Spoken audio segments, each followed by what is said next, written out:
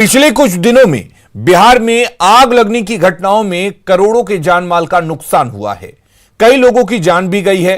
कई जगह से शिकायतें आई कि सूचना के बावजूद फायर ब्रिगेड की टीम मौके पर समय से नहीं पहुंचती, और अगर पहुंचती भी है तो अग्निशमन गाड़ियों में पानी भरने में मशक्कत करनी पड़ी।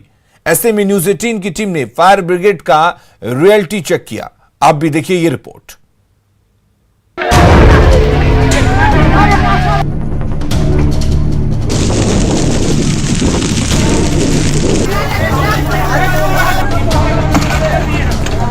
सूरज सितम ढा रहा है।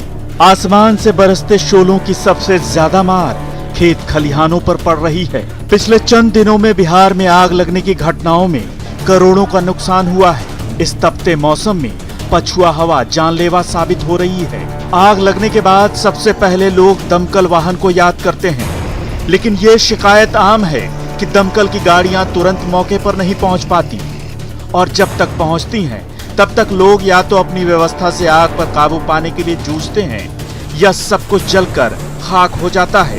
पिछले एक हफ्ते में ही सूबे में आग लगने की घटनाओं में करोड़ों का नुकसान हुआ है। वहीं इन घटनाओं में 19 मासूमों सहित 30 से ज्यादा की जान गई है। ऐसे में न्यूज 18 की टीम ने फायर डिपार्टमेंट का रियलिटी चेक करने की ठानी।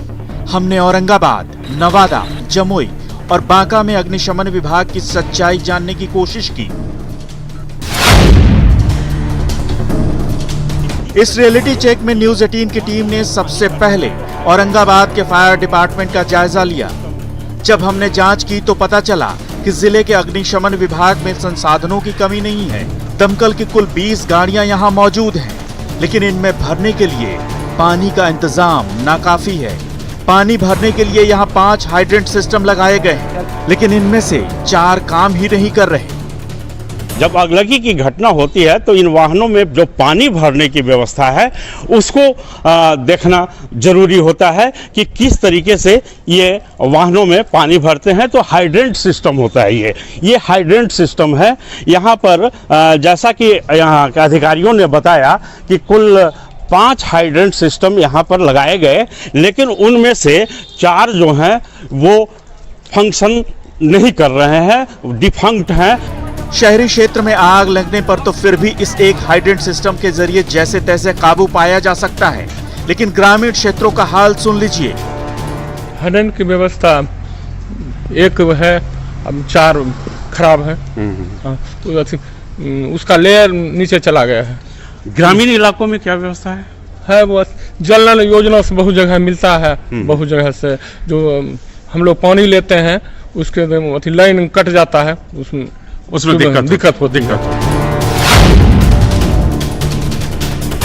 जमुई के हाफते फायर सिस्टम की कहानी बयान करने के लिए बस इतना ही काफी है कि यहाँ अग्निशमन कार्यालय ट्रेजरी के पुराने जर्जर भवन से संचालित हो रहा है। विभाग के पास 11 छोटे बड़े दमकल उपलब्ध हैं, लेकिन इनमें भरने के लिए पानी का इंतजाम यहाँ भी पर्याप्त नहीं है। गांवों को तो छोड़िए, खुद अग्निशमन विभाग से ही जमुई शहर में हाइड्रेंट सिस्टम का हाल सुन लीजिए। पंचायत की छोड़िए ना बात, यहाँ टाउन में, जमुई टाउन में कोई हाइड्रेंट सरकारी नहीं है जहाँ हम पानी उपलब्ध ले सके जी। और पंचायत की तो अलग ही बात है। तो क्या परेशानी होती है? परेशानी पानी लेने के लिए होती है। किस तरह से परेशानी? किसी को गोड़पड़िया करते हैं तो सेमूर बाउंड से धीरे धीरे 2 घंटा 3 घंटा में पानी भरता है। अगर हाइड्रेंट रहता है तो हमको आधा घंटा में पानी हम बड़ी। हाइड्रेंट है कि नहीं? एक है जो आपको कौन है, हो ब्रिज होटल, एक होटल, निजी होटल।